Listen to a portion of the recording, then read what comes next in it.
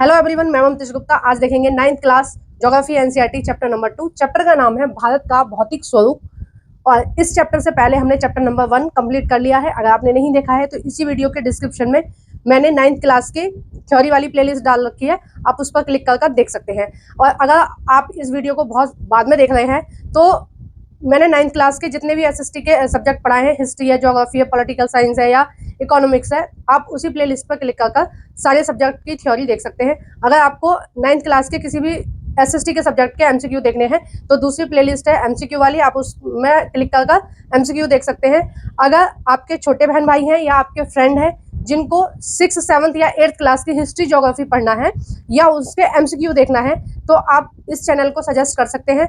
आप बता सकते हैं कि एनसीईआरटी ममतेश गुप्ता चैनल पर 6 से और 10 तक की जो एनसीईआरटी है बहुत डिटेल में कराई गई है। जैसा कि आप देख पा रहे होंगे साइड में ये जितनी भी प्लेलिस्ट लगी हुई हैं, हर सब्जेक्ट की दो प्लेलिस्ट लगी हुई हैं। हिस्ट्री की 2 है, पॉलिटिकल साइंस एनसीईआरटी की 2 है और ज्योग्राफी की 2 है।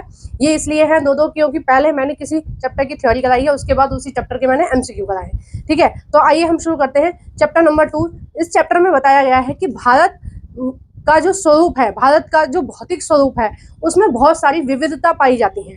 ठीक है, वैसे भी मैंने आपको कई सारे ईयर में ये चीज पढ़ाई, 6th क्लास में भी पढ़ाई पॉलिटिकल साइंस एनसीईआरटी में, कि हमारा भारत कैसा है, विविधता वाला देश है। ठीक है, भारत में बहुत सारी विविधता पाई जाती है। जैसे आप सब लोग जानते होंगे कि भारत में बहुत सारे धर्म पाए जाते हैं, बहुत सारी जाति पाई जाती हैं, बहुत सारे खान पीन पाए जाते हैं, लोगों का बहुत डिफरेंट कपड़े पहनने का तरीका होता है। जैसे जम्मू कश्मीर में अलग तरह के कपड़े पहने जाते हैं, उत्तराखंड में अलग तरह के कपड़े पहने जाते हैं। ठीक है, वहीं यूपी के लोग अलग पहनते हैं, गुजरात के लोग उनका कुछ अलग होता है कॉस्ट्यूम। ठीक है, और महाराष्ट्र के लोग अलग, तमिल के लोग अलग, सब मतलब हर स्टेट के जो लोग हैं वो अलग कपड़े पहनते हैं, सब विविध हैं। ठीक है, आपस में क्या है, सब डिफरेंट तरह के कपड़े पहनते हैं, लेकिन फिर भी हमारा भारत कैसा है, एक है। इतनी विविधताओं के बाद भी हमारे भारत के जितने भी लोग हैं सब लोग क्या है, बहुत प्यार से रहते हैं आपस में। ठीक है, अब उसी तरह से जिस तरह से ये सारी चीजें मैंने बताई विविधता की, उसी तरह से हमारे जो भारत है उसका जो भौतिक स्वरूप है वो भी कैसा है, भिन्न है। अब देखो भारत, मुझे लग रहा है कि बहुत ही इस चीज में डिफरेंट है कि भारत में ये सारी खूबियां पाई जाती हैं। जैसे भारत में हिमालय पर्वत पाया जाता है, यानी कि पर्वतों की श्रृंखला पाई जाती है, बहुत सारी है। उत्तर का मैदान, ठीक है, प्रायद्वीपीय पठार और भारतीय मरुस्थल, तटीय मैदान और द्वीप समूह। तो ये सारी चीजें हम इस चैप्टर में बहुत अच्छे से डिस्कशन करेंगे। ठीक है, पहले हम बोर्ड पर समझ लेते हैं चीजों को किस तरह से है, उसके बाद हम क्या करेंगे, स्क्रीन पे आपकी बुक को पढ़ेंगे। ठीक है, लाइन टू लाइन आपको एक एक वर्ड का मीनिंग बताया जाएगा कि किस तरह से है। देखो, सबसे पहला है हिमालय पर्वत। ठीक है, हिमालय पर्वत के बारे में आपने सुना होगा कि हिमालय पर्वत जो है वो भारत के बारे में ही सुना होगा कि हिमालय पर्वत कहाँ है, भारत में। तो बहुत सारे लोगों को ये मिथ है कि जो हिमालय है वो केवल और केवल भारत में है। ऐसा नहीं है, हिमालय की बहुत सारी श्रेणियां हैं। ठीक है, तो वो कई सारे देशों से होकर गुजरी है। देखो, हिमालय कहाँ से स्टार्ट होता है, हिमालय हमारा स्टार्ट होता है पाकिस्तान। ठीक है, अब जहां जहां मेरा पेन चल रहा है आप वहां उधर उधर देखते जाना। ठीक है, ऊपर में आपका जम्मू कश्मीर। ठीक है, देखो ये जो भारत की सीमा है, यहाँ से भारत स्टार्ट हो रहा है, पहले पाकिस्तान है। ठीक है, पाकिस्तान के बाद में आपका जम्मू कश्मीर, हिमाचल प्रदेश, उत्तराखंड, उसके बाद नेपाल। नेपाल एक देश था, ठीक है, पड़ोसी देश है हमारे भारत का। तो ये हो गया आपका नेपाल। नेपाल के बाद में आता है वो भूटान। ठीक है, ये हिमालय ही है, हिमालय की सारी श्रृंखला है। ठीक है, और आपका अरुणाचल प्रदेश, अरुणाचल प्रदेश के बाद में आपका नागालैंड, और ये यहाँ होते हुए मिजोरम तक है। ठीक है, तो जो हिमालय है वो क्या है, बहुत सारे देशों से होकर गुजरा है। यहाँ पर ये चीन चीन में भी आती हैं इसकी कुछ पहाड़ियाँ। पहले तिब्बत में आती थी, लेकिन अब जो तिब्बत है उस पर किसका अधिकार है, चीन का है। ठीक है, अब तो हमने जाना कि जो हिमालय है वो बहुत सारे देशों में फैला हुआ है, बहुत सारे देशों में श्रृंखलाएं हैं। और देखो, भारत एक हिमालय एक अलग एक पहाड़ी नहीं है, हिमालय की 3 श्रृंखलाएं हैं। देखो, सबसे ऊपर में है बृहद हिमालय। ठीक है, जो ऊपर ऊपर गया है वो क्या है, बृहद हिमालय। ठीक है, उसके बाद है मध्य हिमालय, और जो तीसरी नंबर की श्रेणी है, जो सबसे सबसे नीचे वाली जो श्रेणी है, दक्षिण वाली, ठीक है, वो क्या है, शिवालिक हिमालय। ठीक है, ये सारी चीजें हम अभी स्क्रीन पर पढ़ेंगे। देखिए, हमने बहुत अच्छे से जाना मैप में हिमालय के बारे में। अब हम देखते हैं कि किताब में हिमालय के विषय में क्या लिखा है। ठीक है, तो सबसे ये सारी जो चीजें हैं ये हमने सब डिस्कस कर ली हैं। अब हम भारत से देखेंगे कि भारत की भूमि बहुत अधिक भौतिक विभिन्नताओं को दर्शाती है। ये सब मैंने बता दिया आपको। भूगर्भीय तौर पर प्रायद्वीपीय पठार, पृथ्वी की सतह का प्राचीनतम भाग है। देखो प्रायद्वीपीय है किसको बोलते हैं, जो तीनों तरफ से जल से घिरा हो। ठीक है, अभी हम यहाँ पर देखते हैं, देखो ये आपका भारत का मैप निकल के आ गया। तो ये जो भारत है हमारा, जो दक्षिण भारत है, ठीक है, जो हमारा नर्मदा से नीचे नीचे वाला भारत है, ये नर्मदा नदी आपको दिख रही है ना, ठीक है, इससे जो नीचे नीचे वाला भारत है वो आपका किस में आएगा, वो आपका दक्षिण भारत में आएगा, है ना। और दक्षिण भारत कैसा है, प्रायद्वीपीय, क्यों, क्योंकि ये तीन तरफ से जल से घिरा है। तो जो भी स्थान तीन तरफ से जल से घिरा होता है हम उसको क्या बोलते हैं, प्रायद्वीप। देखो इसके पूर्व में क्या है, बंगाल की खाड़ी, ठीक है, और इसके पश्चिम में क्या है, अरब सागर, और इसके दक्षिण में है हिंद महासागर, इसलिए हम दक्षिण भारत को क्या बोलते हैं, प्रायद्वीपीय पठार बोलते हैं। ठीक है, और ये इसकी जो सतह है वो किससे बनी हुई है, पठार से बनी हुई है। अब देखिए नेक्स्ट है आपका, इस भूमि का एक बहुत ही स्थिर भाग माना जाता है, इसे भूमि का बहुत ही स्थिर भाग माना जाता है। ठीक है, परंतु हाल ही के भूकंपों ने यह गलत साबित कर दिया है। क्या चीज गलत साबित कर दी है, देखो ये वाली लाइन हमारी पढ़ने से रह गई। भूगर्भीय तौर पर प्रायद्वीपीय पठार पृथ्वी की सतह का प्राचीनतम भाग है, यानी कि ये सबसे प्राचीनतम भाग है। इस चीज को गलत साबित कर दिया किसने, जो हाल फिलहाल में भूकंप आ रहे हैं उन्होंने। ठीक है, क्योंकि जो नई नई भूमियां होती हैं, नई चीजें होती हैं, उन पर भूकंप ज्यादा आते हैं, जबकि जो पुराने भूगर्भ है उनमें भूकंप कम आते हैं। ठीक है, और हिमालय में सबसे ज्यादा भूकंप इसलिए आते हैं, बहुत ज्यादा भूकंप आते हैं, उनकी मेन वजह ये होता है भूकंप आने की, क्योंकि जो हिमालय है वो कैसा है, नवीन है, अभी बन रहा है। हिमालय की जो ऊंचाई है वो हर साल बढ़ती जा रही है। ठीक है, हर साल वो बढ़ती है, कुछ सेंटीमीटर वो थोड़ा थोड़ा बढ़ रहा है। तो हिमालय कैसा है, एक नवीन पर्वत है, और हिमालय की जो श्रृंखला है, ठीक है, मैंने आपको बताया हिमालय कोई पहाड़ी नहीं है, उसकी बहुत सारी पहाड़ियां हैं। तो उसकी जो श्रृंखलाएं वो कैसी हैं, वो वलित पर्वत है। वलित पर्वत कैसे होते हैं, देखो इस तरह के होते हैं वलित पर्वत। ठीक है, मैंने आपको बता भी दिया है ठीक से, अच्छे से पहले मैप बोर्ड पर। नेक्स्ट हम देखते हैं हिमालय एवं उत्तरी हाल में बनी स्थिर आकृतियां हैं, वही मैं बता रही हूँ कि ये क्या है, नवीन है।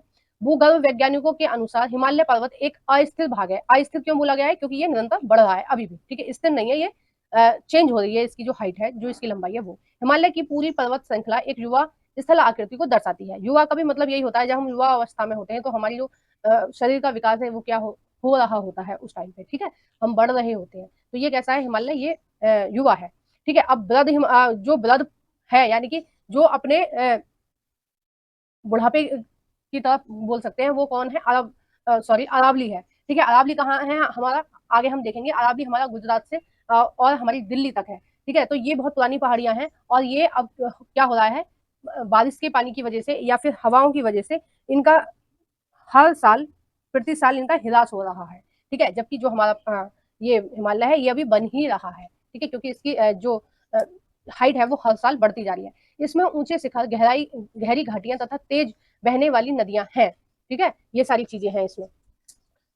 नेक्स्ट देखते हैं हम, उत्तरी मैदान जड़ों निक्षुपों से बना है, और प्रायद्वीपीय पठार अग्नीय एवं रूपांतरीय शैलों वाली कम ऊंची पहाड़ियों एवं चौड़ी घाटियों से बना है। ठीक है, ये चीजें हम डिस्कस करेंगे जब हम प्रायद्वीपीय भारत पढ़ेंगे। ठीक है, नेक्स्ट देखते हैं हम मुख्य भौगोलिक वितरण। तो मुख्य भौगोलिक वितरण में भारत की भौगोलिक आकृतियों को निम्नलिखित वर्गों में विभाजित किया गया है। पहला है हिमालय पर्वत और उसकी श्रृंखला, दूसरा है उत्तर का मैदान, तीसरा है प्रायद्वीपीय पठार, चौथा है आपका भारतीय मरुस्थल, और पांचवा है तटीय मैदान, और छठा है आपका द्वीप समूह। ठीक है, तो ये सारी चीजें हम जैसे जैसे आती जाएंगी चैप्टर में वैसे वैसे डिस्कस करते जाएंगे। अभी हम देखेंगे केवल और केवल हिमालय के बारे में। ठीक है, वही हम पढ़ रहे थे अभी। हिमालय का उत्तरी सीमा पर विस्तार, हिमालय भूगर्भीय रूप से युवा एवं बनावट की दृष्टिकोण से वलित पर्वत है। मैंने बताया ना वलित पर्वत है। वलित पर्वत कैसे होते हैं, वो ऊपर से उनकी जो आकृति होती है वो इस तरह की होती है। ठीक है, इस तरह से होते हैं वलित पर्वत। ये पर्वत श्रृंखलाएं पश्चिम पूर्व दिशा में सिंधु और पश्चिम में क्या है, सिंधु नदी से लेकर पूर्व में कहां तक, ब्रह्मपुत्र नदी तक फैली हुई है। ठीक है, अभी एक मिनट हम थोड़ा सा मैप में देख लेंगे तो आपको चीजें ज्यादा क्लियर हो जाएंगी। देखो इन्होंने बोला पश्चिम में, एक मिनट, इन्होंने बोला पश्चिम में सिंधु नदी से, पूर्व में कहां तक, ब्रह्मपुत्र नदी तक। ठीक है, ये जो सांगपो नदी दिया हुआ है ये क्या है, एक मिनट में पेन चेंज कर लेती हूँ, रेड कलर का ले रखा है, रेड इसमें है तो आपको पता ही नहीं चल रहा होगा, एक मिनट। तो ये क्या है, सांगपो, तिब्बत में इसको सांगपो नदी बोलते हैं। और जब ये भारत में एंटर करती है, देखो यहाँ से एंटर कर रही है, अरुणाचल प्रदेश से एंटर कर रही है। ठीक है, तो इसको वहां पर क्या बोलते हैं, इसको यहाँ से ब्रह्मपुत्र नदी बोलते हैं। ठीक है, देखो ये रही, इसको यहाँ से क्या बोलते हैं, ब्रह्मपुत्र नदी बोलते हैं। और एक सहायक नदी है इसकी, दिहांग, जो यहाँ इसको पीछे से मिलती है। ठीक है, नेक्स्ट देखते हैं हम, हिमालय विश्व की सबसे ऊंची पर्वत श्रृंखला है या श्रेणी है, और एक अत्यधिक असम अवरोधों में से एक है। ठीक है, ये क्या है, अत्यधिक असम अवरोधों में से एक है। ये 2400 किलोमीटर की लंबाई में फैली हुई है। इसकी लंबाई कितनी है, 2400 किलोमीटर। एक अर्धवृत्त आकार का निर्माण करती है।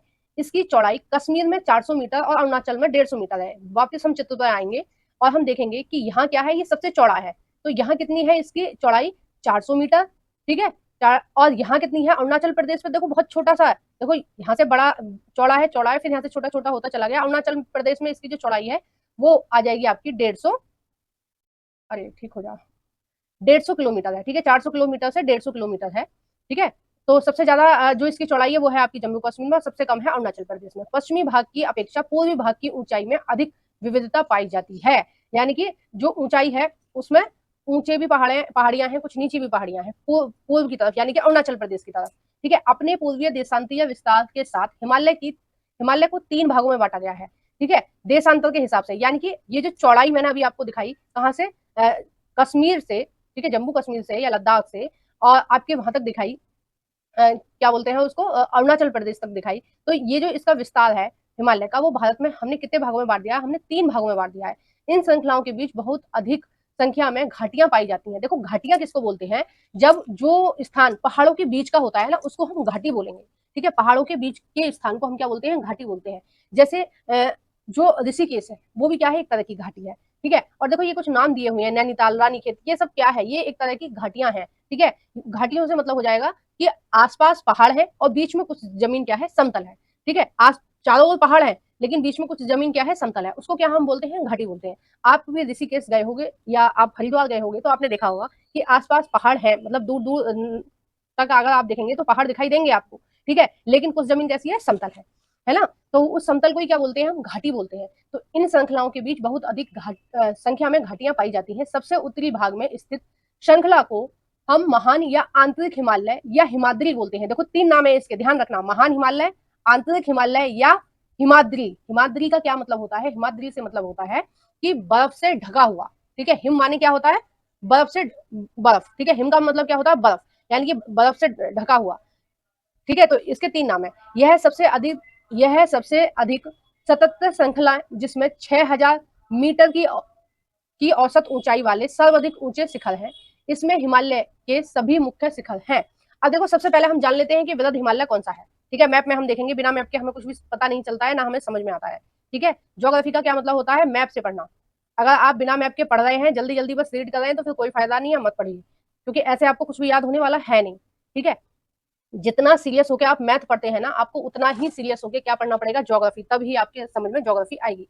देखो ये जो हिमालय है, ठीक है, ये वाला जो हिमालय है, देखो ये जहां जहां मेरी पेन चल रही है वहां आप देख रहे होंगे कि हिमालय की ये एक श्रृंखला आ रही है। ठीक है, और कहीं भी इस श्रृंखला में बीच में कट वट नहीं लगा हुआ है। ये कैसे हैं, बिल्कुल खड़े ढाल वाले पर्वत हैं, और एक के बाद एक है। ठीक है, मतलब घाटियां नहीं है, बीच में जगह खाली नहीं है, बिल्कुल एक के बाद एक पर्वत लगे हुए हैं। ये ही इसका गुण है जो हमारी रक्षा कर रहा है हमारी पड़ोसी देशों से। ठीक है, इसकी वजह से रक्षा कर रहा है ये, क्योंकि एक के बाद एक पहाड़ियां लगी हुई हैं, तो दुश्मन की इतनी हिम्मत नहीं हो पाती कि इन पहाड़ियों को पार करके वो हमारी तरफ आ सके। ठीक है, तो ये क्या है, वृहद हिमालय बोलते हैं इसको, या महान हिमालय या हिमाद्री बोलते हैं। ठीक है, बीच वाले को हम निम्न हिमालय बोलते हैं या मध्य हिमालय बोलते हैं। और सबसे नीचे वाली जो श्रेणियां आ रही हैं, ठीक है, ये लाइन जो है, अगर आप एक्चुअल में वहां स्थान पर जाके देखेंगे तो एक के बाद एक पहाड़ियां लगी हुई हैं। ठीक है, ऐसे बीच बीच में कुछ स्पेस खाली है, स्पेस खाली है, मतलब इसका मतलब ये है कि यहाँ पर कुछ घाटियां हैं। ठीक है, ये जो बीच में स्पेस खाली है, ये क्या है, घाटियां हैं, है ना। तो ये जो नीचे वाली श्रृंखला है, इसको हम बोलेंगे शिवालिक। ठीक है, शिवालिक की श्रेणियां बोलेंगे। और हमारा जो ऋषिकेश है, हमारा जो हरिद्वार है, इस शिवालिक में ही है। ठीक है, शिवालिक यानी कि सबसे दक्षिण वाली जो श्रृंखला है। अब देखिए, हम देखते हैं कि हिमालय का जो शिखर है उसकी ऊंचाई क्या क्या है और किस तरह से है। देखो पहला है आपका माउंट एवरेस्ट। जो माउंट एवरेस्ट है उसकी जो सबसे ऊंची जो चोटी है माउंट एवरेस्ट की, हिमालय की, उसका नाम क्या है, माउंट एवरेस्ट है। ठीक है, और ये कहाँ है, नेपाल में। और इसकी जो ऊंचाई है वो कितनी है, 8,848। तो एनसीईआरटी ने 8,848 बताया है, लेकिन अभी हाल फिलहाल में अगर आप गूगल करके देखेंगे तो इसकी हाइट थोड़ी सी बढ़ गई है। ठीक है, क्योंकि आपकी बुक में ही दिया हुआ है ना कि निरंतर ये क्या है, बढ़ रही है। नेक्स्ट है आपका कंचनजुंगा। तो ये वाली जो चोटी है ये आपके सिक्किम में है। ठीक है, इसकी लंबाई है 8,598। मैकालू है आपकी नेपाल में, धौलागिरी है नेपाल में। देखो कई बार अगर आप कंपटीशन की तैयारी कर रहे हो ना, तो कई बार पूछ लिया जाता है कि कौन सी चोटी हमारी भारत में है और भारत में भी कहाँ है, कौन से राज्य में है, तो आप ध्यान रखना। ठीक है, एक तो कंचनजुंगा का याद रखना, ये बहुत ज्यादा पूछा जाता है, ये है आपका सिक्किम में। नेक्स्ट है आपका नंगा पर्वत, ये है भारत में, ये है जम्मू कश्मीर में, ठीक है। अन्नपूर्णा ये है आपका नेपाल में। नंदा देवी है भारत में, भारत में कहा, उत्तराखंड में है, ठीक है, नंदा देवी। और कामेट भी कहाँ है, उत्तराखंड में है। नामचा बउआ ये कहाँ है, ये आपके अरुणाचल प्रदेश में है, ठीक है। गुरुला मत्था ये कहाँ है, नेपाल में है। तो ये कुछ पहाड़ियों के नाम हैं जो जो उनकी हाइट के हिसाब से है, ठीक है। नेक्स्ट है महान हिमालय के वाल्य की प्रकृति असीमित है। हिमालय के इस भाग का कोड ग्रेनाइट का बना हुआ है, यानी कि किसका बना हुआ है, ये एक जो इसका जो इसकी नीचे की जो सतह है वो किससे बनी हुई है, ग्रेनाइट से बनी हुई है, ठीक है। यानी कि पहले यहाँ कभी ज्वालामुखी उद्गार हुए होंगे, उनकी वजह से ये किसकी बनी हुई है, ग्रेनाइट की बनी हुई है। यह श्रृंखला हमेशा बर्फ से ढकी रहती है, इसलिए हम क्या बोल रहे हैं इसको, महान हिमालय, या हम इसको बृहद हिमालय बोल रहे हैं, या हम इसको हिमाद्री बोल रहे हैं, ठीक है। तथा इससे बहुत सी हिमानियां का प्रवाह होता है। हिमानियों का मतलब होता है बर्फ की नदियां, ठीक है। हिमानियां क्या होती है, एक तरह से बर्फ की नदियां होती है, ये इनको हम बोल सकते हैं हिमनद, ठीक है। जहां से हिमनद चल रही है उन स्थानों को हम हिमानियों के से दर्शा सकते हैं। अब देखो ये सारी चीजें दी हुई है। महान हिमालय में पाई जाने वाली हिमानियां या दर्रों के नाम बताइए, ये सब मैंने बता दिया है। भारत के उन राज्यों के नाम जहां जहां ऊपर दिए गए ऊंचे शिखर हैं, देखो मैंने एक एक आपको डिटेल में बता दिया है कि कौन सी जो पर्वत है वो कौन से राज्य में है, कहाँ है, वो सारी चीजें मैंने आपको बता दी। हिमाद्री के दक्षिण में, यानी कि हिमाद्री तो सबसे ऊपर वाली श्रृंखला थी, सबसे उत्तर में, उसके बाद में जो बीच वाली श्रृंखला थी उसके बारे में बात हो रही है। हिमाद्री के दक्षिण में स्थित श्रृंखला सबसे अधिक असम है एवं हिमाचल या निम्न हिमालय के नाम से जानी जाती है। इसको क्या बोलते हैं, हम असम बोलते हैं, या हिमाचल बोलते हैं, या हम क्या बोलते हैं, निम्न हिमालय बोलते हैं। एनसीईआरटी में नहीं लिखा हुआ मध्य हिमालय, लेकिन मैंने कई बुकों में इसका नाम मध्य हिमालय भी पढ़ा है। इन श्रृंखलाओं का निर्माण मुख्यतः अत्यधिक संपीड़ित तथा परिवर्तित शैलों से हुआ है। इनकी ऊंचाई 3700 मीटर से 4500 मीटर के बीच में है। औसत चौड़ाई इनकी कितनी है, 50 मीटर है औसत चौड़ाई। मतलब ये आपको एक लाइन सी जो दिख रही है, ये जो लाइन है इसकी जो चौड़ाई है, बीच वाली लाइन की जो चौड़ाई है, अभी मैंने आपको मैप में दिखाया ना, ये जो बीच वाली लाइन है, ठीक है, बीच वाली जो लाइन है, ये जो पर्वत श्रृंखला है, इनकी जो चौड़ाई है वो कितनी है, 50 मीटर है, ठीक है। नेक्स्ट हम देखेंगे, देखो वीडियो ये जो चैप्टर में पढ़ा रही हूँ ये थोड़ा सा लंबा हो जाएगा, नहीं तो अगर मैं चाहूँ इस चैप्टर को मैं 20-25 मिनट में भी खत्म कर सकती हूँ, केवल रीड करती जाऊँ और आप सुनते रहेंगे कहानी को, तो 20-25 मिनट में ये खत्म हो जाएगा। लेकिन मैं नहीं चाहती हूँ ऐसा कि मैं पूरा रीड कर दूं और आपको कुछ भी समझ में ना आए, तो चीजों को समझाने में थोड़ा सा टाइम लगता है, तो थोड़ा सा आप पेशेंस रखा करो। आप ये मत सोचा करो कि मैडम ने इतनी लंबी वीडियो खींच दी है, अगर चीजों को आप ठीक से पढ़ेंगे तो टाइम लगेगा ही लगेगा, ठीक है। शॉर्टकट में पढ़ाई नहीं होती है कभी भी, है ना, शॉर्टकट में नहीं होती है कभी भी चीजें। अगर आपको सफलता पानी है, आपको 9th क्लास में पास होना है, या फिर आगे भी आपको कंपटीशन की तैयारी करनी है, आपको सीटेट क्लियर करना है, यूपीएससी क्लियर करना है, कुछ भी क्लियर करना है, तो आपको अच्छे से पढ़ना ही पड़ेगा। शॉर्टकट में आप 10 साल तक भी करते रहेंगे तो आपका कुछ नहीं होने वाला है। जो जो स्टूडेंट सीरियस होकर एकदम line to line word to word पढ़ रहे हैं, उनका 1-2 साल में ही क्लियर हो जाते हैं एग्जाम, ठीक है। आइए नेक्स्ट देखते हैं हम, धौलाधारा एवं महाभारत श्रृंखलाएं भी महत्वपूर्ण है। मतलब ये जो निम्न हिमालय है या हिमाचल है, बीच वाली जो लाइन है, उसमें कौन कौन सी श्रृंखलाएं हैं, धौलाधार या महाभारत की श्रृंखलाएं भी महत्वपूर्ण है। इसी श्रृंखला में कश्मीर की घाटी तथा हिमाचल के कांगड़ा एवं कुल्लू की घाटियां हैं, ठीक है। कुल्लू मनाली का नाम सुना होगा ना, वो कहाँ है, वो यही है। और जो हमारा हिमाचल प्रदेश है वो इन्हीं घाटियों के बीच में है। कौन सी, जो बीच वाली लाइन है, क्या नाम है उसका, हिमाचल या निम्न हिमालय, ठीक है। इस क्षेत्र को पहाड़ी नगरों के नाम से जाना जाता है। नेक्स्ट है आपका, हिमालय की सबसे बाहरी श्रृंखला को हम क्या बोलते हैं, शिवालिक का कहते हैं। इसकी चौड़ाई 10 से 50 मीटर तक है, ठीक है। बीच वाली की कितनी थी, बीच वाली जो श्रृंखला थी उसकी चौड़ाई कितनी थी, 50 मीटर थी, है ना। और जो बृहद हिमालय है उसकी जम्मू कश्मीर में तो 400 मीटर है, लेकिन अरुणाचल प्रदेश में उसकी चौड़ाई कितनी है, केवल 150 मीटर है।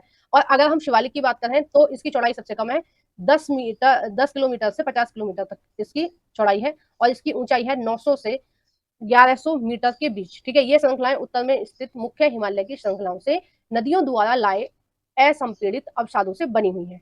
ये घाटियां कैसे बनी है, कि जो हिमालय से जितनी भी नदियां आ रही हैं वो क्या ला रही है, वहां से मिट्टियों को ला रही है, और उन्होंने क्या किया है, एक समतल जगह बना दी है, और उसकी वजह से ये घाटियां बनी है। और ये जो घाटियां हैं इनमें बहुत मोटी परत किसकी पाई जाती है, बजरी की पाई जाती है, क्योंकि जब नदियां पहाड़ों से निकलती हैं तो अपने साथ साथ कुछ पत्थरों को भी लेके आती है, तथा जड़ोद की मोटी परत से ढकी हुई है, ठीक है। जड़ोद क्या होता है, एक उपजाऊ मिट्टी होती है, और मेनली वो जो जड़ोद होती है वो कैसे बनती है, जो नदियां हैं वो पहाड़ों से जब आ रही है तो पहाड़ों के साथ पानी के साथ साथ वो क्या लेके आ रही है, नदियां, नदियों का जो जल है वो मिट्टी भी लेके आ रहा है, ठीक है। नदी का जो पानी होता है वो थोड़ा मिट्टी उसमें मिली होती है। क्यों मिली होती है? क्योंकि जब वो पहाड़ों से उतरती हैं तो अपने साथ साथ पहाड़ों की अच्छी मिट्टी को लेके आती हैं और उस मिट्टी को ही हम क्या बोलते हैं? जड़ोल मिट्टी बोलते हैं। ठीक है, तो ये जो शिवालिक में जो नदियां बह रही हैं और ये जो मिट्टियां लेके आ रही हैं, उसकी वजह से क्या हुआ है, आसपास के जो जमीन है वो उपजाऊ है और उस पर कौन सी मिट्टी की परत है? जड़ोल मिट्टी की परत है। निम्न हिमाचल तथा शिवालिक के बीच में स्थित लंबवत घाटी को दून के नाम से जाना जाता है। यानी कि जो निम्न हिमालय यानी कि जो मध्य हिमालय, बीच वाला जो हिमालय की श्रेणियां हैं, उसके और शिवालिक के बीच यानी कि सबसे नीचे वाली जो श्रृंखला है, उनके बीच की में बहुत सारी घाटियां हैं जो प्रसिद्ध हैं। देहरादून, कोटली दून, पाटली दून। ठीक है, ये कुछ प्रसिद्ध है तो इनके नाम दिए हुए हैं। अब देखो ये सारी चीजें हमने बहुत अच्छे से कर ली है। नेक्स्ट हम देखते हैं,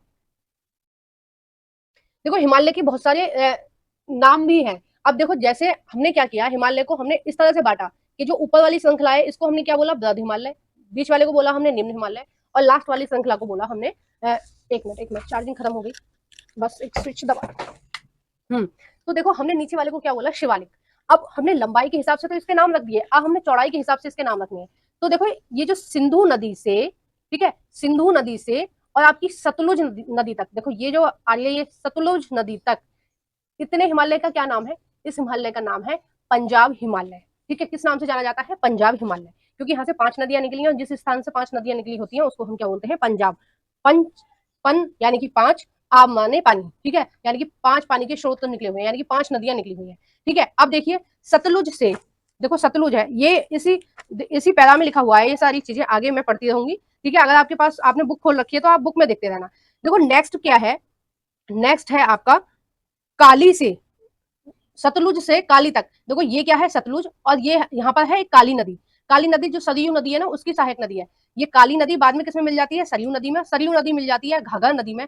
सरयू नदी ये वही सरयू नदी है जिसके आसपास राम मंदिर बना हुआ है। ठीक है, राम मंदिर बनाया है अभी हाल फिलहाल में, तो उसकी ही सहायक नदी कौन सी है? काली नदी। तो इस वाले स्थान को हम क्या बोलेंगे? देखो इस वाले स्थान को हमने पंजाब हिमालय बोला।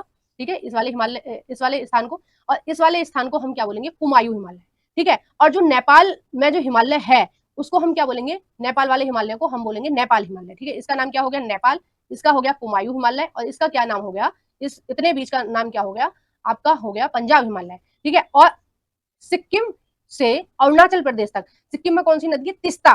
ठीक है, तिस्ता नदी से दिहांग नदी तक, देखो ये जो यहाँ ये वाली जो नदी है ये है दिहांग नदी, और बाद में किसमें मिल जाती है? ब्रह्मपुत्र नदी में मिल रही है। ठीक है, यहाँ से ये ब्रह्मपुत्र नदी स्टार्ट है तो ब्रह्मपुत्र नदी में मिल रही है।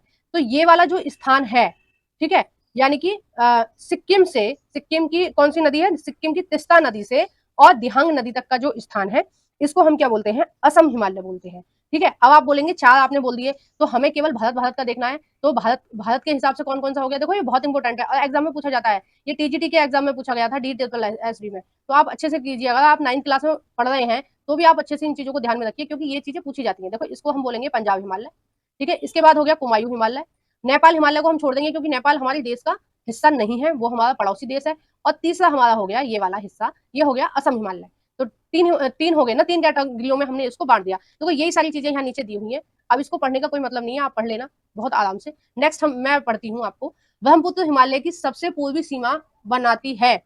ब्रह्मपुत्र नदी क्या बना रही है? सबसे पूर्वी सीमा निर्धारित कर रही है हिमालय की। ठीक है, दिहांग महाखंड या फिर हम इसको बोल सकते हैं गर्ज के बाद हिमालय दक्षिण की ओर एक तीखा मोड़ लेता है। देखो गर्ज या महाखंड का मतलब होता है कि 2 पहाड़ी हैं इस तरह से, ठीक है, और इन पहाड़ियों को बीच में एक नदी आई है और इन दोनों पहाड़ियों के बीच से निकली है। ठीक है, इन दोनों पहाड़ियों के बीच में उसने क्या बना लिया है? जगह बना ली है इस तरह से। ठीक है, अब ये 2 पहाड़ियां थी और इन्होंने काट काट के नदी ने और अपने जल के निकालने के लिए क्या बना लिया है? गर्ज बना लिया है। ठीक है, इसको हम गर्ज भी बोलते हैं, इसको हम महाखंड भी बोलते हैं, और इसको हम नदी दर्रा भी बोलते हैं, नदी दर्रा भी बोलते हैं। ठीक है, दर्रा क्या होता है? 2 पहाड़ों के बीच का में जो स्पेस खाली होता है जहां से हम एक पहाड़ से दूसरे पहाड़ को पार कर सकते हैं, उस स्थान को क्या बोलते हैं? गर्ज बोलते हैं।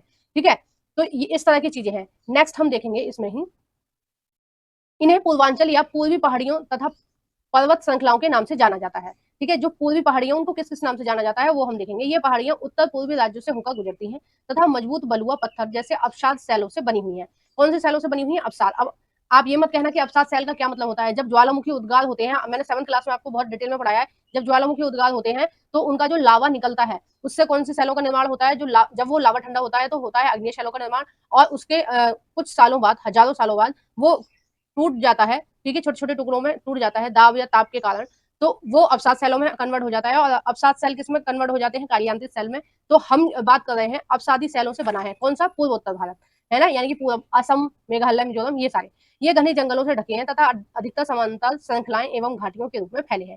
पूर्वांचल में पटकाई, नागा, मिजो और मणिपुर पहाड़ियां सम्मिलित हैं। अब आपको ऐसा नहीं लगा कि ऐसे कुछ प्रदेशों के नाम भी इन पहाड़ियों के नाम पर हैं? बिल्कुल हाँ, आपको सही लग रहा है। ये नागा जो पहाड़ी है वो नागालैंड में है, नागालैंड में है, और मिजो की पहाड़ी मिजोरम में है, और मणिपुर की पहाड़ी मणिपुर में है। अब देखिए मैप में मैं आपको बताती हूँ, एक मिनट, लेजर लेनी थी। देखो थोड़ा वीडियो लंबी हो रही है तो प्लीज सपोर्ट करना, छोड़ के मत जाना, बीच में पूरी देखते जाना ताकि आपको भी कुछ समझ में आए चीजें। देखो यहाँ ये जो यहाँ तक है ये आपका क्या है, अरुणाचल प्रदेश, ठीक है। उसके बाद में क्या है आपका, अरुणाचल प्रदेश के बाद में नागालैंड, ठीक है। उसके बाद में है आपका मणिपुर, उसके बाद में है आपका ये नीचे वाला जो है ये आपका है मिजोरम, ठीक है। अब देखो ये उसी हिसाब से ये पहाड़ियां लगी हुई हैं, ठीक है। पहाड़ियां देखो ये वाली जो पहाड़ियां हैं ये मिजो की पहाड़ियां हैं, यानी कि मिजोरम की पहाड़ियां हैं, ठीक है।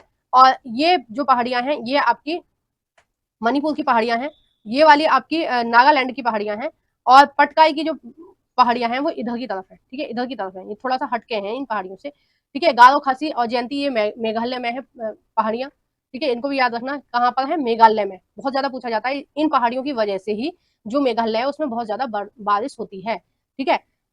नेक्स्ट हम देखेंगे उत्तर का मैदान। तो आइए पहले हम इसको बोर्ड पर देख लेते हैं उत्तर के मैदान को कि किस तरह से है ये। देखिए कुछ मैदान तो इस तरह ये वाली नदियां बना रही हैं जो सिंधु की सहायक नदियां हैं, कुछ मैदान बना रही हैं ये गंगा की सहायक नदियां। तो ये जो आपको ग्रीन ग्रीन सा दिखाई दे रहा है, ठीक है, ये जो आपको ग्रीन ग्रीन सा दिखाई दे रहा है पूरा, ये क्या है, ये उत्तर का मैदान है। मैदान से मतलब है ये क्या है, प्लेन है, ठीक है। ऊपर में क्या था, पहाड़ थे, ठीक है, आपने देखे होंगे। आप ऋषिकेश घूमने गए होंगे या फिर आप वैष्णो देवी घूमने गए होंगे, पहाड़ों को देखा होगा आपने कभी भी, तो आपने कौन से पहाड़ देखे होंगे, ये हिमालय के ही पर्वत की श्रृंखला है, ठीक है। तो ये जो नदियां हैं इनका, ये जिस स्थान पे बह रही हैं ये कैसा है, प्लेन है, ठीक है, फ्लैट है, एकदम मैदान है, ठीक है, ना तो पहाड़ है और ना ही पठार है, ये चीज है, ठीक है।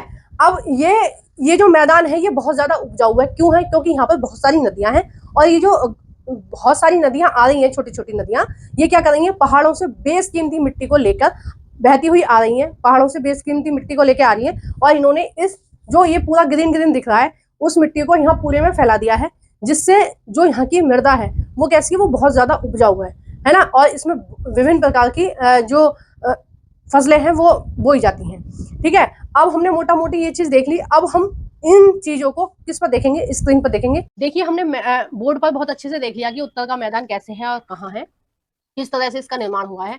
अब हम थोड़ा सा ये देखते हैं कि बुक में उत्तर के मैदान के विषय में क्या लिखा है, देखते हैं। उत्तरी मैदान 3 प्रमुख नदी प्रणाली जैसे सिंधु, गंगा एवं ब्रह्मपुत्र नदियों तथा उनकी सहायक नदियों से बना है, ठीक है। अब 1 मिनट में आपको समझा देती हूँ कहाँ से कहाँ तक है। देखो सबसे पश्चिम में क्या है, सिंधु, सिंधु और सिंधु की सहायक नदियां हैं, ठीक है। तो ये जो एरिया है, ठीक है, कुछ एरिया इसका पाकिस्तान में है और कुछ हम अपना भारत में है। तो ये जो एरिया है ये किसकी वजह से बना है, ये सिंधु और उसकी सहायक नदियों की वजह से बना है उत्तर का मैदान। कुछ उत्तर का मैदान किसकी वजह से बना है, गंगा और गंगा की सहायक नदियों से, ठीक है। ये गंगा की सहायक नदी है सारी, कौन कौन सी है, यमुना, चंबल, और ये सोन है, यहाँ पर एक सोन नदी, गंडक, घाघरा, गोमती, ठीक है, गोमती नदी और सरयू नदी, ये सारा जो जाल है, ये जो मिट्टी लेके आ रही है पहाड़ों से बहुत कीमती, इनसे बना है, ठीक है। तो इधर किससे बना है, इधर बना है, इधर वाला जो भाग है ये किसने बनाया है, ये सिंधु और उसकी सहायक नदियों ने। इधर वाला जो भाग है वो बनाया है गंगा और उसकी सहायक नदियों ने। और अगर हम पूर्वोत्तर की बात करें, 1 मिनट वो भी मिट गया, देखो पूर्वोत्तर बोला गया है इनको, 1 मिनट क्या हुआ, चार्जिंग क्यों नहीं दे रहा,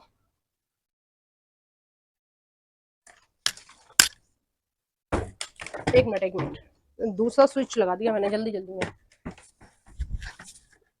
कंप्यूटर का ना लगा के दूसरा लगा दिया।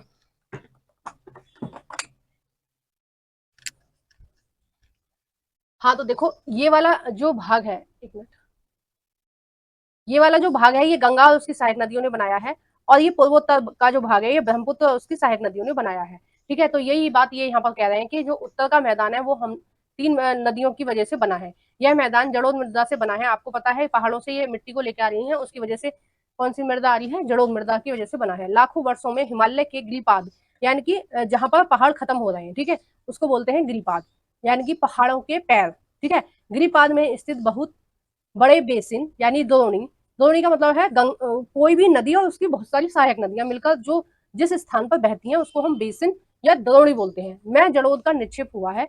इससे इस उपजाऊ मैदान का निर्माण हुआ है। इसका विस्तार 7 लाख वर्ग किलोमीटर के क्षेत्र में फैला हुआ है। ठीक है, कई बार पूछा जाता है कि जो उत्तर का मैदान है वो कितने क्षेत्रफल में फैला हुआ है, तो वो फैला हुआ है 7 लाख वर्ग किलोमीटर के दायरे में फैला हुआ है। यह मैदान लगभग 2400 किलोमीटर लंबा, ठीक है, इसकी लंबाई कितनी है 2400 किलोमीटर, एवं 240 से 320 मीटर चौड़ा है। ठीक है, लंबाई लंबाई का मतलब हो गया, देखो एक मिनट दूसरा पेन लेके मैं बताती हूँ, एक मिनट। देखो लंबाई का मतलब हो गया कि ये यहाँ से और यहाँ तक की जो इसकी चौड़ाई है ये कितनी है 2400 किलोमीटर। ठीक है, लंबाई जो है ये कितनी है 2400 किलोमीटर, और इसकी जो चौड़ाई यानी कि ये इस तरह से जो चौड़ा है, एक मिनट रब करके मैं आपको समझाती हूँ। तो ये जो चौड़ा है, ठीक है, इतना चौड़ा है, ठीक है, इतना जो चौड़ा है ये, ठीक है, यहाँ तक इसकी नदियां आ रही हैं, तो ये इसकी जो चौड़ाई है, ये चौड़ाई की बात हो रही है। ठीक है, लंबाई कितनी होगी 2400, लंबाई हो गई ये वाली, और चौड़ाई हो गई ये वाली।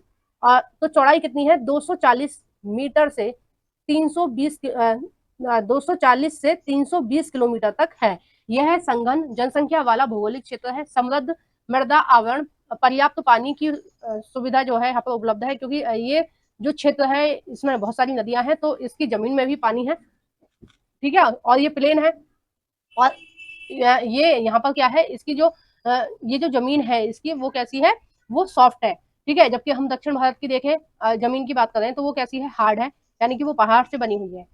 सॉरी, पहाड़ से नहीं, वो पठार से बनी हुई है। तो पठार कैसा होता है, सख्त होता है, तो यहाँ पर पानी की कमी नहीं है। तो इसकी वजह से ये कृषि के लिए अत्यधिक उपयोगी है। उत्तरी पर्वतों के आने वाली उत्तरी पर्वतों से आने वाली नदी निक्षेप कार्य में लगी है, यानी कि नदियां क्या कर रही हैं, आके वहां पर इकट्ठा कर रही है। निक्षेप माने एक जगह पर आकर इकट्ठा कर देना।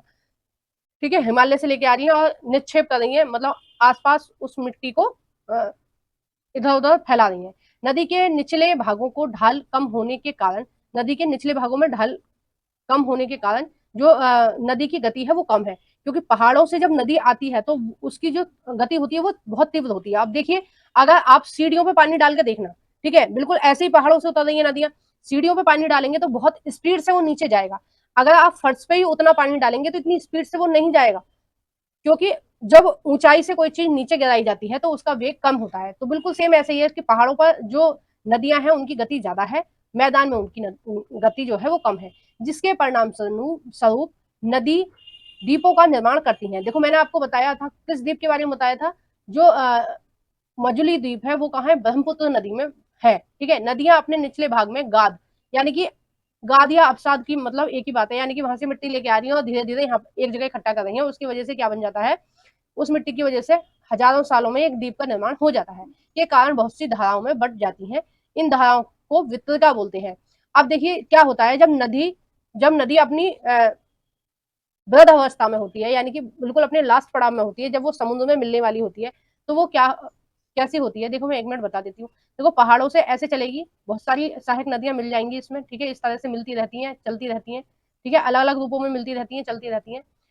फिर ये मैदानी भागों में चल रही है बिल्कुल सीधी, ठीक है, ऐसे चल रही है धीरे धीरे, और इसकी गति इतनी धीरे होती है कि ये इस तरह से मुड़ने लगती है।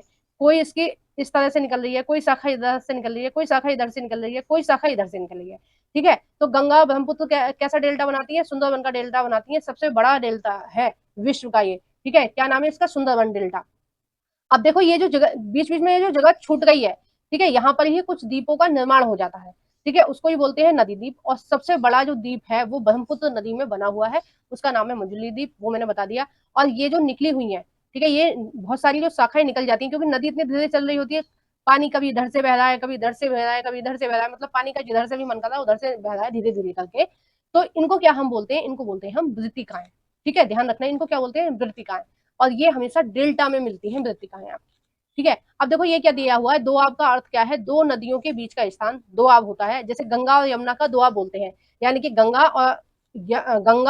और यमुना के बीच का जो स्थान है उसको क्या बोलते हैं, हम दोआब बोलते हैं। ठीक है, उसी तरह पंजाब का मतलब है पंज का मतलब होता है पांच, और आप का मतलब होता है पानी। ठीक है, ये मैंने आपको ऊपर बता दिया। उत्तरी मैदान को मोटे तौर पर 3 उपवर्गों में विभाजित किया गया है। अब ये कौन से 3 उपवर्ग हैं, ये हम देखते हैं। उत्तरी मैदान के पश्चिमी भाग को पंजाब का मैदान कहा गया है, ये मैंने आपको बता दिया मैप में।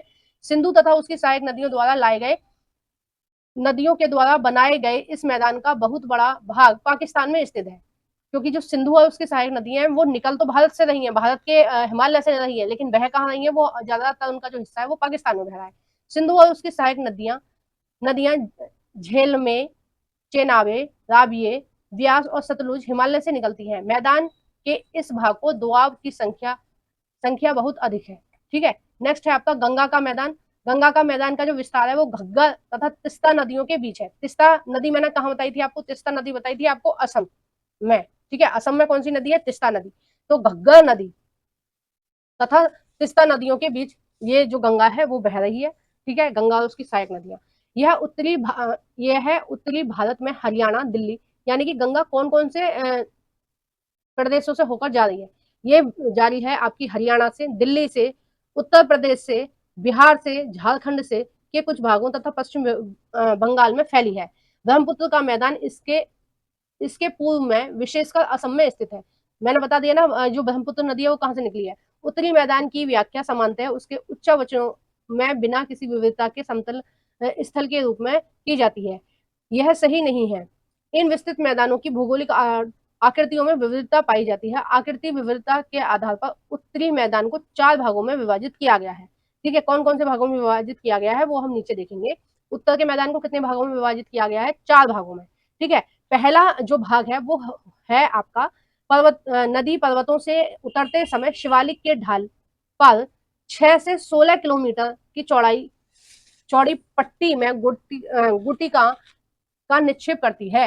यानी कि जब ये आपके हरिद्वार से निकलती है नदी, ठीक है, उसको बोला गया है। वहां ये किसका निर्माण करती है, ये भावर के नाम, वहां का जो आसपास का एरिया है वो किस नाम से जाना जाता है, भावर के नाम से जाना जाता है। देखो भावर जो स्थान है वो क्या होता है कि जब नदियां पहाड़ों से आती हैं तो वो मिट्टी भी लेके आ रही है। ठीक है, अब वो मिट्टी के साथ साथ कुछ पत्थर भी लेके आती हैं। अब अगर आप किसी नदी में नहाए होगे तो नीचे कभी भी आपको मिट्टी नहीं मिलेगी।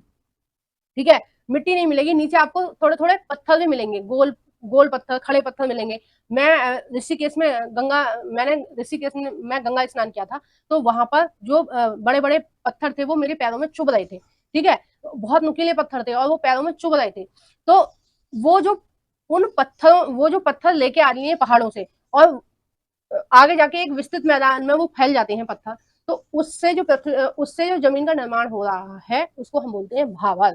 ठीक है, अब क्या होता है, बहुत सारी नदियां आ रही हैं और आके जब वो फैल जाती हैं मैदानों में, तो वो किसका निर्माण करती हैं, भावर का निर्माण करती है। भावर माने पथरीली जमीन का।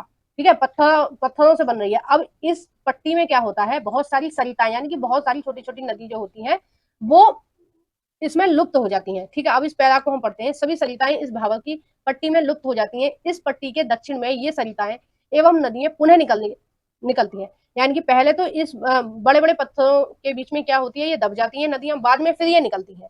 ठीक है, अब जिस एरिया में ये नदी बिल्कुल धीरे धीरे बह रही है, फैल के बह रही है, तो वहां कैसी हो जाएगी, दलदली मिट्टी हो जाएगी।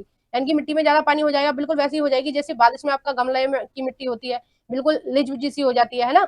तो उस क्षेत्र को क्या बोलते हैं, तराई क्षेत्र बोलते हैं। यह वन्य प्राणियों से भरा घने जंगलों का क्षेत्र है। बंटवारे के समय पाकिस्तान से आए शरणार्थियों को कृषि योग्य भूमि उपलब्ध कराने के लिए इस जंगल को क्या किया गया, काट के साफ कर दिया गया, ताकि ये क्या कर सकें, अपनी गुजर बसर के लिए कृषि कर सकें। ठीक है, इस क्षेत्र के दुग्धवा राष्ट्रीय पार्क, देखो दुग्धवा राष्ट्रीय पार्क कहाँ है, एक मिनट कट ही गया,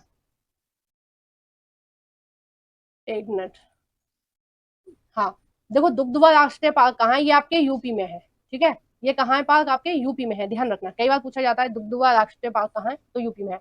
उत्तरी मैदान का विशालतम भाग पुराने जड़ोद से बना है। ठीक है, पुराना जड़ोद यानी कि बहुत साल पहले नदियां वहां पर बहा करती थी, और वो उस में बाढ़ के पानी ने क्या किया है, जड़ोद की एक मोटी परत बिछा दी है। ठीक है, अगर आप दिल्ली या यूपी में रह रहे हैं और आप कभी न्यूज में देखना कि बाढ़ आती है, तो बाढ़ का पानी कभी भी आपको साफ दिखाई देता है? नहीं, बिल्कुल मिट्टी मिट्टी जैसा पानी होता है, बिल्कुल बहुत ही गंदा पानी होता है, आप उसको पी नहीं सकते बाढ़ के पानी को। वैसे अगर नेचुरल नदी बह रही है तो आप उसके पानी को पी सकते हैं, ठीक है, लेकिन बाढ़ वाले पानी को नहीं पी सकती, क्योंकि वो पहाड़ों से मिट्टियों को लेके आ रही है और वो क्या करती है, अब जब बाढ़ आई है तो पूरे खेत वेत सब खेत वेतों की जो फसलें हैं सब में पानी भर जाएगा। तो जब वो पानी नीचे की तरफ जाएगा, आपकी मिट्टी उस पानी को सोख लेगी, तो क्या होगा, मिट्टी तो ऊपर रह जाएगी, पानी नीचे चला जाएगा। अब वो मिट्टी कौन सी है, वो मिट्टी वो है जो पहाड़ों से आई है। ठीक है, वो उस मिट्टी का नाम क्या है, उस मिट्टी का नाम जलोढ़ मिट्टी है। तो जो खेत वगैरह होते हैं वो बहुत अधिक उपजाऊ हो जाते हैं। ठीक है, और उत्तर का जो मैदान बना हुआ है वो इसी तरह की मिट्टी से बना हुआ है। ठीक है, तथा वेदिका जैसी आकृति प्रदर्शित करती है। इस भाग को भावर के नाम से जाना जाता है। भावर यानी कि वो क्या लेके आ रही है, कुछ पत्थर भी लेके आ रही है और कुछ मिट्टी भी लेके आ रही है। इस क्षेत्र की मृदा को चूनेदार निक्षेप, इस क्षेत्र में जो मृदा है उसमें चूनेदार निक्षेप भी पाए जाते हैं, जिसे स्थानीय भाषा में कंकड़ कहा जाता है।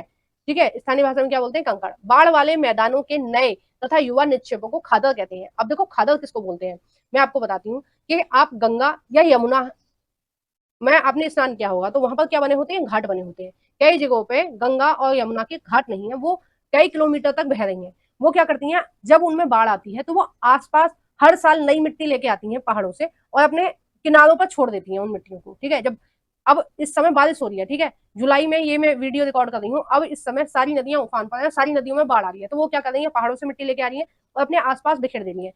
जब जब ये मिट्टी जब ये हर साल मिट्टी को लेके आ रही है तो उस वाले स्थान को क्या बोलेंगे, खादा बोलेंगे। ठीक है, यमुना के आसपास में जितने भी खेत हैं उन सब में जब बाढ़ आती है तो पानी भर जाता है, बाढ़ का पानी, और जमीन उस पानी को सोख लेती है और ऊपर किसकी चादर बिछ जाती है, जड़ोल मिट्टी की। ठीक है, तो जब हर साल ये प्रक्रिया होती है तो उस स्थान को क्या बोलेंगे हम, खादर। ठीक है, और पहले कभी वहां पर नदी बहा करती थी और अब नदियों ने अपना जो जगह है वो चेंज कर ली है। तो जो पुरानी मृदा बनी हुई है उसको हम क्या बोलेंगे, अभी हमने पढ़ा था भावर के नाम से जाना जाता है। ठीक है, पुरानी को क्या बोलेंगे, भावर, और नई को क्या बोलेंगे, खादर। ठीक है, नेक्स्ट है, इनका लगभग प्रति वर्ष पुनः निर्माण होता है। प्रति वर्ष होता है क्योंकि हर साल नदियों में बाढ़ आती ही है। ठीक है, ये नेचुरल है, बारिश के समय में बाढ़ आती है, इसलिए बारिश के समय में कभी भी नदियों में स्नान नहीं करना चाहिए, क्योंकि नहीं पता कि कब पानी बढ़ जाए नदियों में।